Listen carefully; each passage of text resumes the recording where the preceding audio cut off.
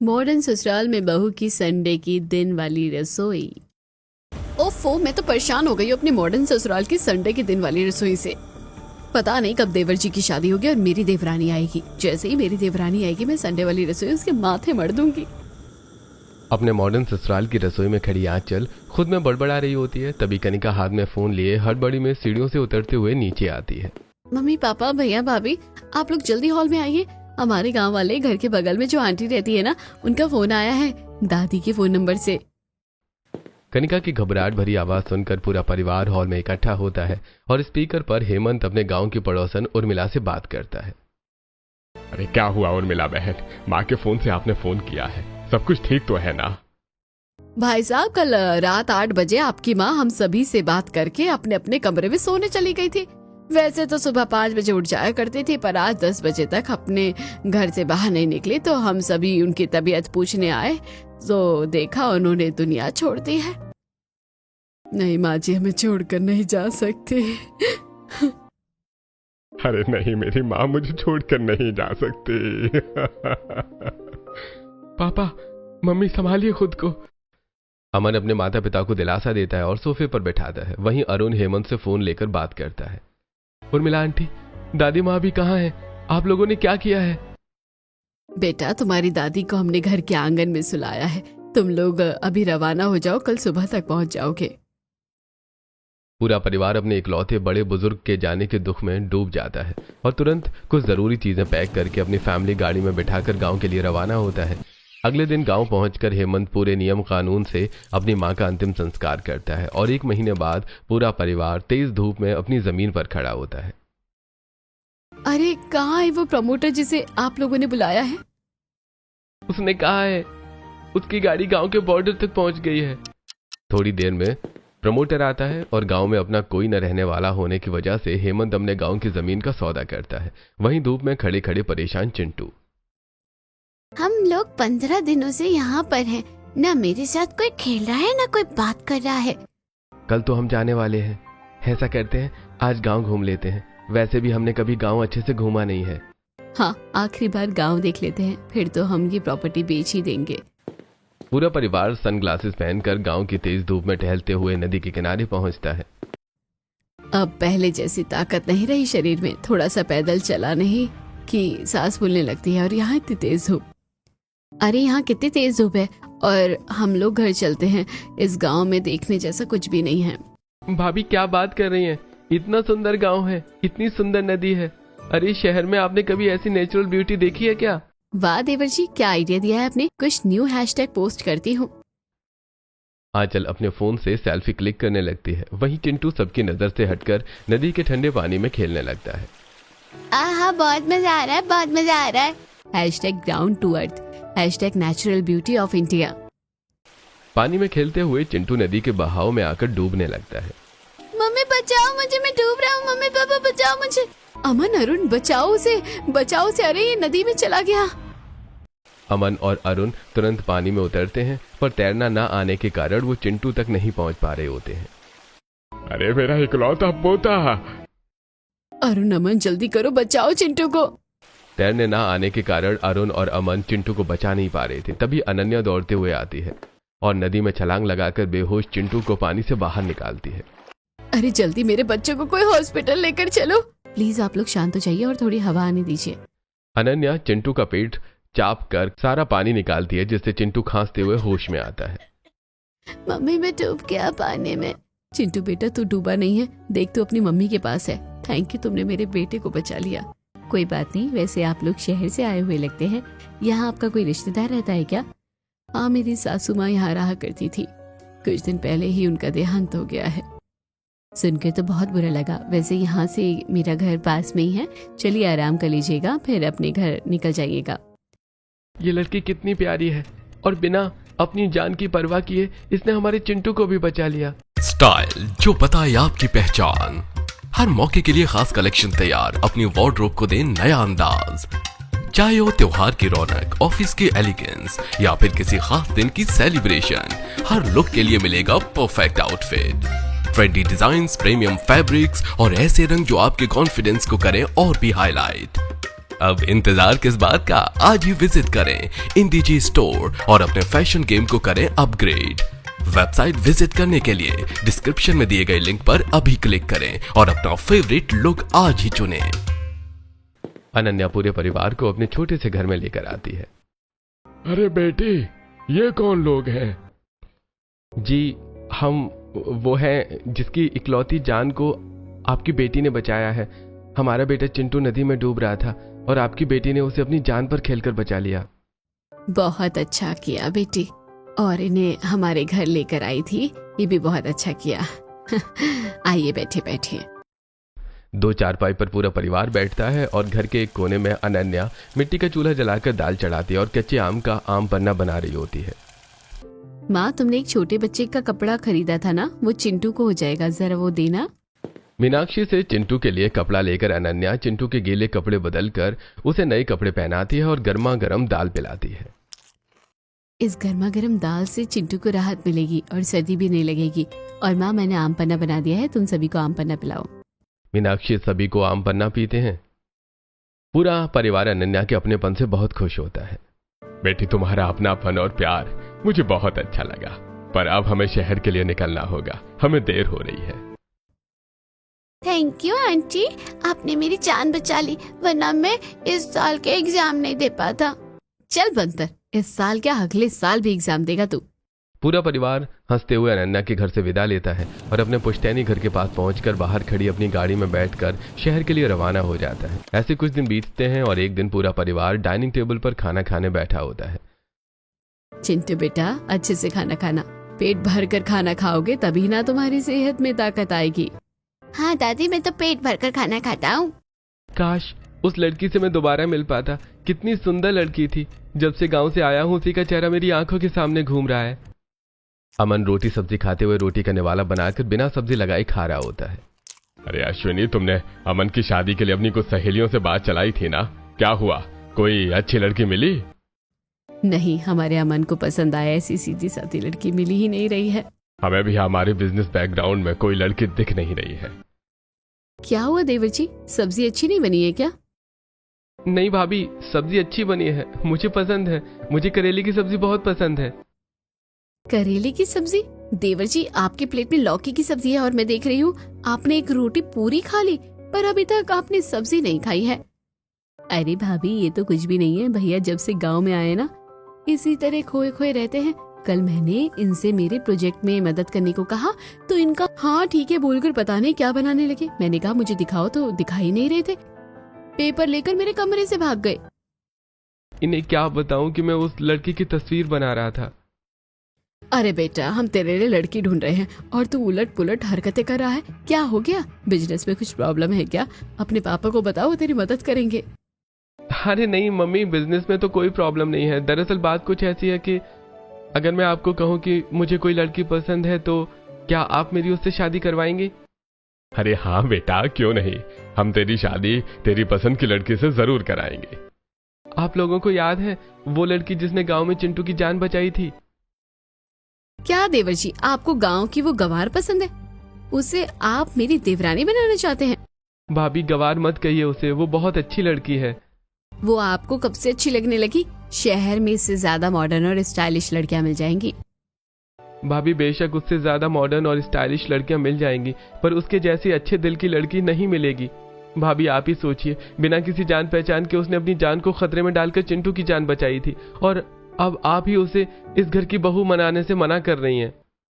अमन और आंचल में बहस छुट जाती है। साथ ही कनिका और अरुण भी एक साथ बोलने लगते हैं, जिससे किसी की आवाज साफ सुनाई नहीं दे रही होती है। नहीं नहीं, वो लड़की। अरे भाभी मेरी बात तो सुनो। भैया आप हमारी बात तो सुनो। अरे कोई एक बोलो यार, सब साथ में बोल रहे हो। सब चुप करो। देवर जी, उस लड़की से अच्छी तो शहर की दूसरी लड़की होगी, कोई दूसरी लड़की पसंद कीजिए। नहीं भाभी, आप मेरी बात समझिए। अरे एक बार उसकी बात तो सुनो। हाँ भाभी सुनिए तो। अरे भैया भाभी आप लोग शांत हो जाइए। चुप हो जाओ सबके सब। तुम सब बक बक किए जा रहे हो बकरी की तरह। मेरे बेटे को जो लड़की पसंद है उसकी शादी उसी से होगी और मुझे भी वो लड़की बहुत पसंद है, वही हमारे घर की बहू बनेगी। Thank you mummy, thank you so much. अच्छा, तो ये गांव के गंवार मेरी देवरानी बनेगी। कोई बात नहीं, फिर रसोई और घर के सारे काम उसी से करवाऊंगी, वो कुछ कहेगी भी नहीं। तो ठीक है, कल ही हम रिश्ते की बात करने गांव जाएंगे। ये मजा आएगा, आंटी मेरी परमानेंट आंटी बन जाएगी। ऐसे ही आज का दिन बीतता है। अगले दिन पूरा परिवार गांव के लिए रवाना होता है और कृष्णलाल के घर पहुंचता है, जहां सभी जमीन पर बैठे होते हैं। जी, शादी तो हम करवा देंगे, पर हमारा घर देखकर आपको हमारी आर्थिक हालत का अंदाजा तो लग ही गया होगा। आप चिंता मत कीजिए, हमें आपसे सिर्फ आपकी बेटी चाहिए। हमने शहर में बहुत मॉडर्न स्टाइलिश एसी वाला घर बनवाया है, जहां आपकी बेटी को गर्मी नहीं लगेगी। यहाँ तक कि हमारे मॉड्यूलर किचन में भी एसी लगा है, आपकी बेटी को वहाँ किसी तरह की तकलीफ नहीं होगी।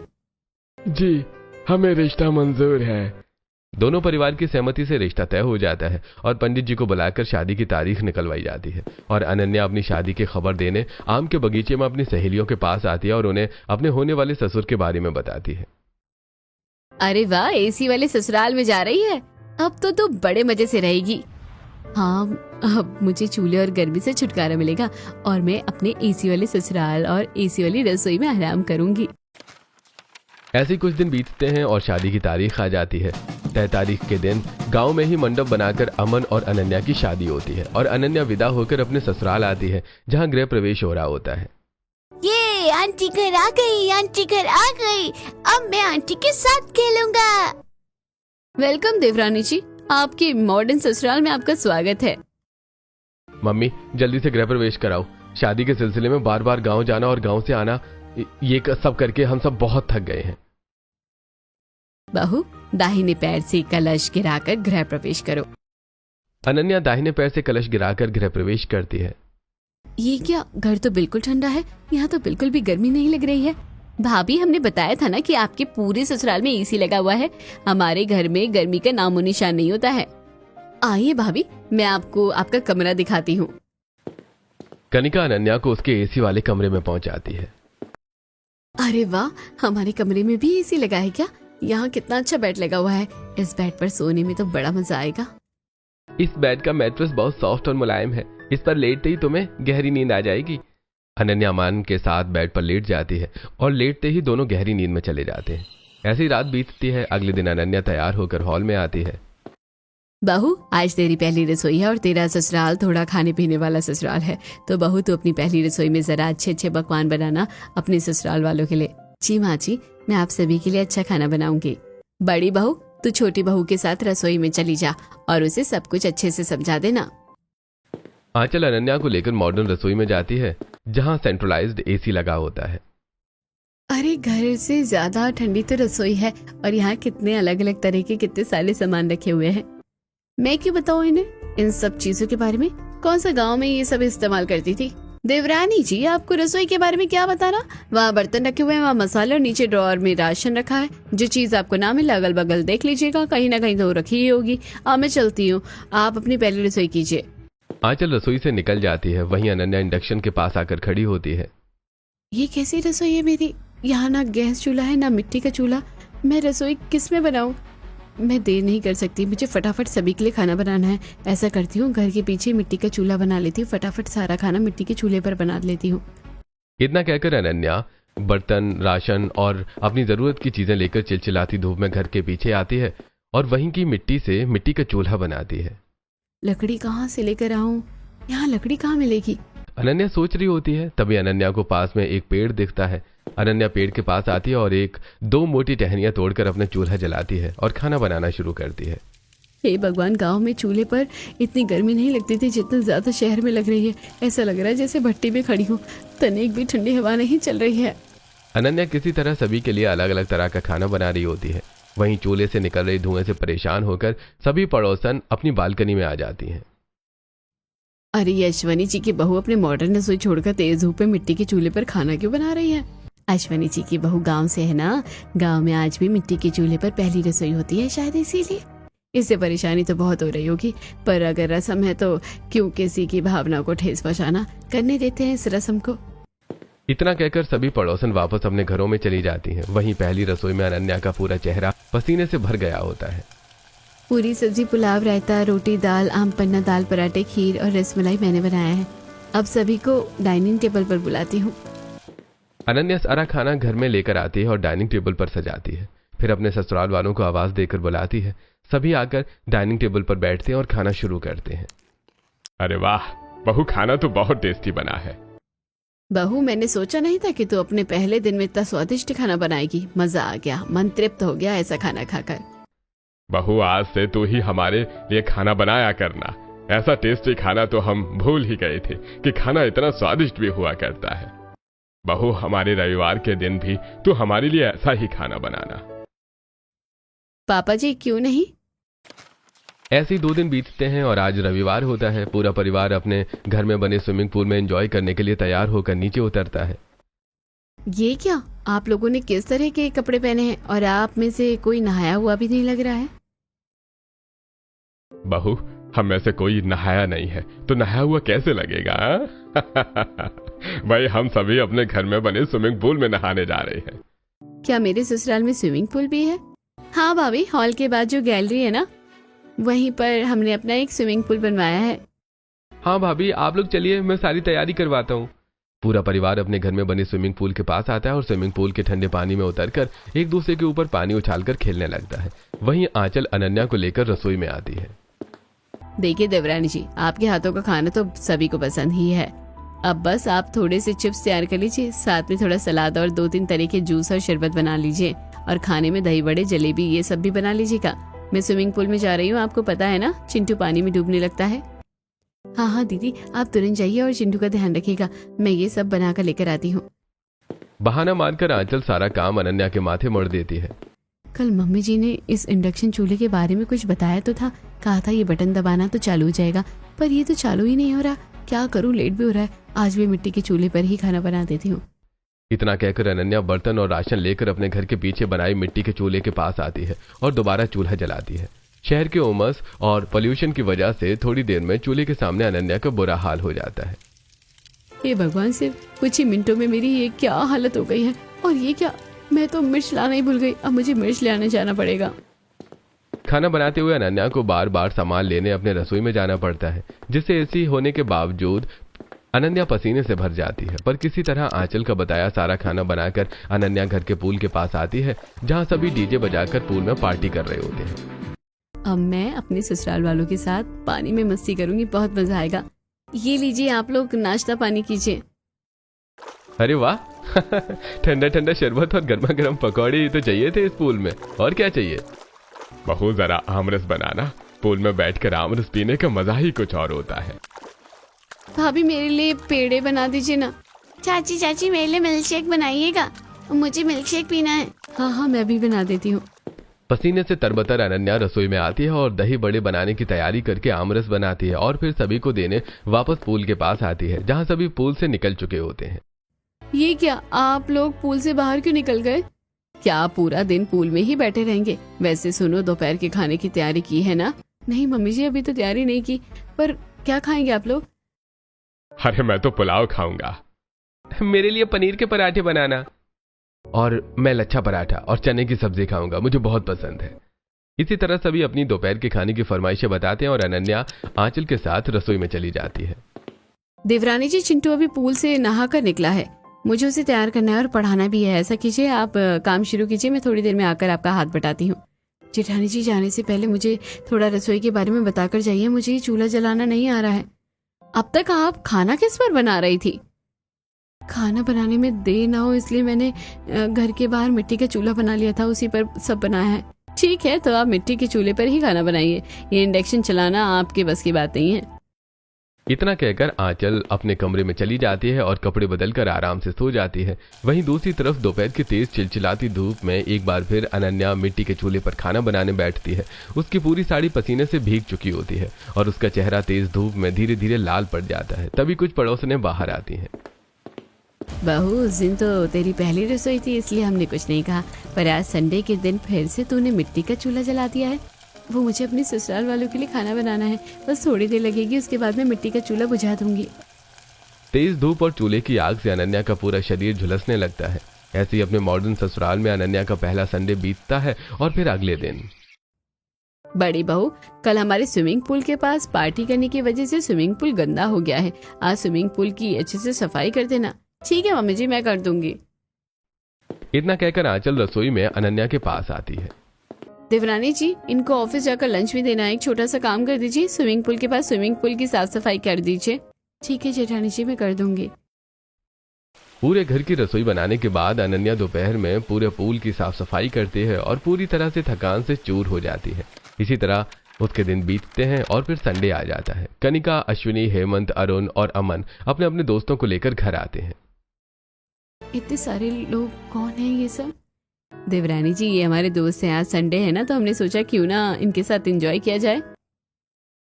अनन्या, जरा तुम मेरे और दोस्तों के लिए ढोकला, जलेबी और फाफड़ा बना दो। तुम मेरे और मेरे दोस्तों के लिए डोसा और चाउमीन बना दो। अरे बहुओं, मेरे दोस्तों के लिए लस्सी, पेड़े और दही बड़े बना देना। और बहुओं, मेरी सहेलियों के लिए ठंडा शरबत, पकौड़े और दोपहर के खाने में पूरी सब्जी बना देना। इतना कहकर अपने कोई दोस्तों के साथ हॉल में पार्टी करने लगता है। वहीं कनिका अपनी सहेलियों के साथ पूल के पास आ जाती है। वहीं आंचल और अनन्या रसोई में आते हैं। जेठानी जी, आप बस मेरी थोड़ी थोड़ी हेल्प कीजिए, बाकी काम मैं संभाल लूंगी। देवरानी जी, क्या मदद करूं? थोड़ा सा ही तो काम है, इतना काम तो आप अकेले ही कर लेती हो। और मेरी सहेलियां भी आई हुई हैं, अब मैं अगर यहाँ आपकी मदद करूंगी तो उनके साथ कौन रहेगा? और देखिए ना, मैंने कल ही अपने नाखूनों पर 5,000 रुपए लगाए हैं, ये भी खराब हो जाएंगे। कोई बात नहीं जेठानी जी, आप अपनी सहेलियों के पास जाइए, संडे की रसोई मैं संभाल लूंगी। अनन्या अश्विनी की समझाई तरीके से अपने मॉड्यूलर किचन में काम शुरू करती है, पर अनन्या एक साथ इंडक्शन, ओवन, मिक्सर, ग्राइंडर और टोस्टर नहीं चला पाती है और ओवन जल जाता है। आवाज सुनकर अश्विनी गुस्से में रसोई में आती है। बहू, ये क्या किया तुमने? ओवन ही जला दिया? मम्मी जी, मैंने जानबूझ के नहीं किया, वो गलती से हो गया। अरे बहू, तेरी एक गलती हमें 12,000 रुपए की पड़ी है, थोड़ा संभल कर काम किया कर। इस मॉडर्न रसोई में कोई सामान सस्ता नहीं है, सुबह सुबह नुकसान कर दिया तूने।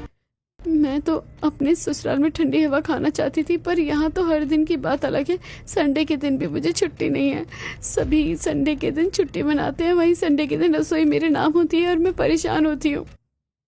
अनन्या किसी तरह सभी के पसंद का खाना बनाती है और बाहर ही बाहर उनके कमरों में ले जाकर खाना परोसती है। इसी तरह शाम होती है और थकी हारी पसीने से लथपथ अनन्या अपने कमरे में आती है। अरे मेरी धर्मपत्नी जी कहाँ थी दिन भर से? अपने पति से मिली तक नहीं। इतना कहकर अमन अनन्या को गले लगाता है, पर अनन्या के पसीने से तुरंत अनन्या को छोड़ देता है। अनन्या, तुम्हें कितना पसीना हुआ है, कितनी गंदी बदबू आ रही है, जाओ जल्दी नहा कर आओ। पूरा दिन ये अपने दोस्त और परिवार के साथ एंजॉय करते हैं और मैं इन्हीं लोगों के लिए रसोई में जलती रहती हूँ और इन्हें मुझी से घिन आ रही है। ऐसे ही हर संडे रसोई अनन्या के नाम होती है और रसोई में तरह तरह का खाना बनाकर किसी के कमरे, तो कभी टेरेस, तो कभी लॉन में दौड़ दौड़ कर खाना पहुंचाने की भागदौड़ी में अनन्या पसीने से नहा लेती है और थकान से चूर हो जाती है। ऐसे ही एक महीना बीतता है और आज अनन्या नीलम से फोन पर बात कर रही होती है। और मालकिन जी, आपने एसी वाले ससुराल में खूब आराम कर लिया होगा ना? अब तो कैसा आराम, यहाँ तो रसोई में खड़े खड़े पांव दुख गए हैं और गर्मी में खाना बनाते हुए पूरे शरीर में छोटे छोटे दाने हो गए हैं। अरे पर तेरे ससुराल में तो एसी लगा हुआ है ना? अरे अगर कोई हिमालय पर भी दिन भर दौड़ता रहे तो उसे भी तो पसीना हो जाए। यहाँ तो फिर भी एसी लगा हुआ है। कभी रसोई से पूल जाओ, कभी छत पर जाओ, कभी कमरे में जाओ, तो कभी सामान लेने बाजार जाओ। कौन सा एसी काम करेगा इतनी भागदौड़ में? और आज के संडे मुझे इडली, ढोकला, पराठे, कुलचे और भी कुछ बनाना है। फोन रखकर अनन्या रसोई में आती है और एक बार फिर संडे की रसोई संभालती है। ऐसे ही दिन बीतते हैं और एक शनिवार। कल संडे है ना, न जाने कल मुझे रसोई में कितना परेशान होना पड़ेगा। हॉल की साफ सफाई कर रही है अनन्या, ये सोच रही होती है, तभी हाथ में फोन लिए अमन भागते हुए हॉल में आता है। अनन्या, अनन्या, तुम्हारे घर से फोन आया है, तुम्हारे पापा की तबीयत बहुत खराब है, जल्दी बात करो। क्या पापा जी की तबीयत खराब है? पापा जी आप ठीक तो है ना? बेटी तू घबराना मत, तेरे पापा ठीक है, बस तू जल्दी यहाँ आ जा, मैं अकेले ये सब नहीं संभाल पाऊंगी। हाँ मम्मी, मैं अभी यहाँ से निकलती हूँ। अमन, तू जल्दी से बहू को उसके मायके पहुंचा दे और अपने ससुर को भी देख लेना। अगर ज्यादा तबीयत खराब हो तो उन्हें तुरंत शहर लेते आना। ठीक है मम्मी। आनंद फानंद में अनन्या तुरंत अमन के साथ अपने मायके के लिए निकलती है और कुछ घंटों में अपने मायके पहुंचती है, जहां कृष्णलाल बिस्तर पर लेटे होते हैं। क्या हुआ पापा आपको? आपने अपनी तबीयत खराब कर ली? बेटी, अब तू आ गई है ना, तो मेरी तबीयत भी ठीक हो जाएगी। पापा जी, मम्मी जी, अगर कोई भी जरूरत लगे तो याद रखिएगा, मैं आपका अपना बेटा हूँ, फोन करने में झिझकिएगा मत। ठीक है बेटा। नहीं पापा, रुक तो नहीं सकता, नया बिजनेस है, जाना पड़ेगा। मीनाक्षी अमन को नाश्ता पानी करवाती है और अमन शहर के लिए रवाना हो जाता है। ऐसे आज का दिन बीतता है और अगले दिन संडे होता है। पूरा परिवार हॉल में इकट्ठा होता है। अरे संडे के दिन तो अब दही बड़े खाने की आदत हो गई है। मम्मी आंचल तुम मेरे लिए दही बड़े बना लो ना। और अश्विनी तुम मेरे लिए वो पीड़े और आमरस बनाना, और दोपहर के खाने में बहू की तरफ पुलाव बनाना। भाभी मेरे लिए डोसा बनाना, मुझे आज संडे के दिन डोसा खाना है। आंचल और अश्विनी अपने किचन में आती हैं और खाना बनाना शुरू करती हैं। थोड़ी देर में दोनों की हालत खराब हो जाती है। बहू मुझसे रसोई में खड़ा नहीं होया जा रहा है। देख मैंने थोड़ी बहुत तैयारियां कर दी है, बाकी काम तू संभाल लेना। ओफो, ये देवरानी जी के हाथों का खाना खा खा कर इन लोगों की संडे के दिन की डिमांड भी बढ़ गई है। अब जब तक वो नहीं आते तब तक मैं ही अकेली रसोई में परेशान होंगी। खाना तैयार करके आंचल सभी के कमरों तक उनकी फरमाइश का खाना पहुंचाती है और थकान से चूर कुर्सी पर बैठ जाती है। तभी चिंटू आता है। मम्मी मम्मी भूख लगी, मेरे लिए खाना बना दो। हाँ रुक जा बेटा, बना रही हूँ खाना।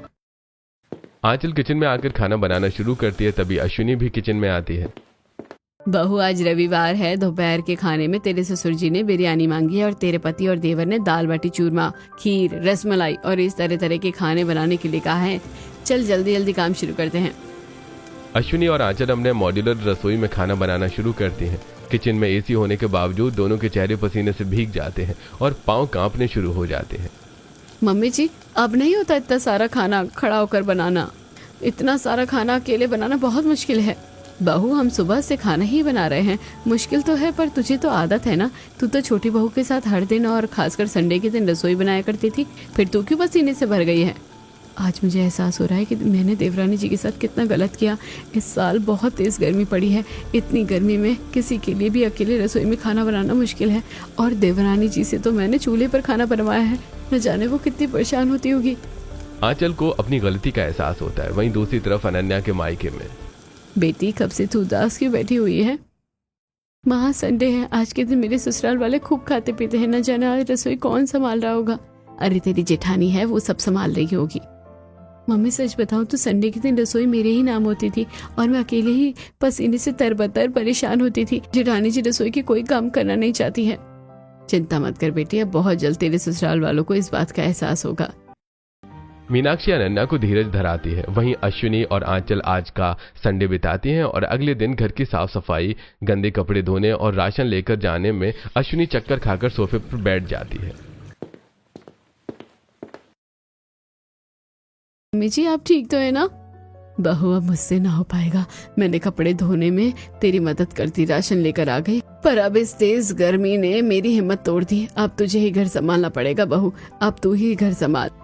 ऐसे ही अगला संडे आता है। हेमंत, अरुण और अमन अपने दोस्तों के साथ टेरेस पर पार्टी कर रहे होते हैं। वहीं कनिका और रश्मि अपनी अपनी सहेलियों के साथ अपने कमरे में पार्टी कर रही होती हैं और आंचल सभी के लिए रसोई में खाना बना रही होती है। पसीने से तरबतर आंचल रसोई में खाना बना रही होती है। हे भगवान, बस किसी तरह आज का संडे बिता दो। कल सबसे पहले घर वालों से माफी मांगूंगी, उन्हें सारी सच्चाई बताऊंगी और देवरानी जी को वापस बुलाऊंगी। मैं अकेले नहीं संभाल सकती ये सब। ऐसे आज का संडे बीतता है। अगले दिन आंचल किस तरह सारे काम अनन्या को सौंप दिया करती थी, यह बात अश्विनी को बताती है। बहू ये तूने बहुत गलत किया। इतनी तेज गर्मी पड़ रही है कि 2 रविवार में हमारी हालत खस्ता हो गई और तू बहू को पिछले 2 महीनों से परेशान कर रही थी। मेरी बहू। मम्मी जी मुझे माफ कर दीजिए, आप देवरानी जी को वापस बुला लीजिए। अब हम मिलकर काम करेंगे। मैंने समधन जी से बात की है, कृष्णलाल जी की तबीयत ठीक है, बहू शनिवार को वापस आ जाएगी। ऐसे दिन बीतते हैं और शनिवार की रात अनन्या घर लौट आती है और अगले दिन अनन्या रसोई में खाना बनाने की तैयारी कर रही होती है। तभी अश्विनी, आंचल और कनिका रसोई में आते हैं। आप लोग रसोई घर में क्यों आ गए? बहू पहले हम हरा खाना तैयार कर ले, फिर हम उन्हें बुलाएंगे। भाभी मैं पकोड़े तल देती हूँ।